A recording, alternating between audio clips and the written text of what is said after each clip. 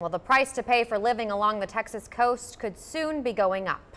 It is true, unfortunately. Just ahead of the one-year anniversary of Hurricane Harvey, the Texas Windstorm Insurance Association Board, or TWIA, has voted to increase rates by 10%. That move comes despite pleas from local leaders that they not move forward with that increase. Our Bill Churchwell reports on how the increase will affect homeowners and businesses that are still recovering from last year's storm. It is our top story at 6.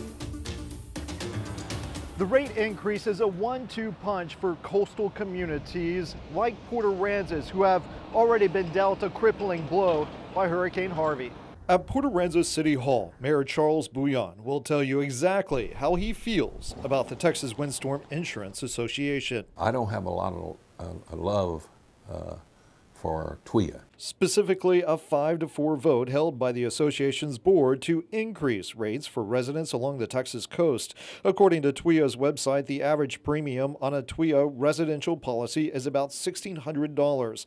A 10% increase would equal a whopping $160 per year for the policy. Even if it's $100 a year, it's a lot of money to someone who's lost their home. He says the rate increase for the state's 14 coastal counties was the cherry on top of the frustrations with TWIA. The city had already passed a resolution back in May where the city calls out the insurance industry and asked the Texas Attorney General and the State Board of Insurance to investigate what they say is a slow response in paying claims following Hurricane Harvey. They went against the coastline. It was a bad vote.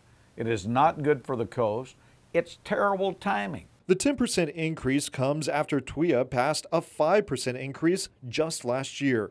State Representative Todd Hunter calls the vote disappointing, saying the board ignored several letters from local leaders encouraging TWIA to take a different approach, saying the increase is a blow to the economic recovery of the coastal region. We need to see a TWIA board that cares about the coastline.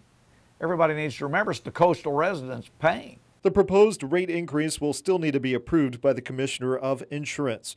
If approved, the rate increase will take effect January 1st, 2019. Bill Churchwell, 3 News. And next week, Representative Todd Hunter says he will start to prepare for the next legislative session. He is working on new laws he believes will benefit people along the coast when it comes to windstorm insurance. He hopes the public will get involved too to help.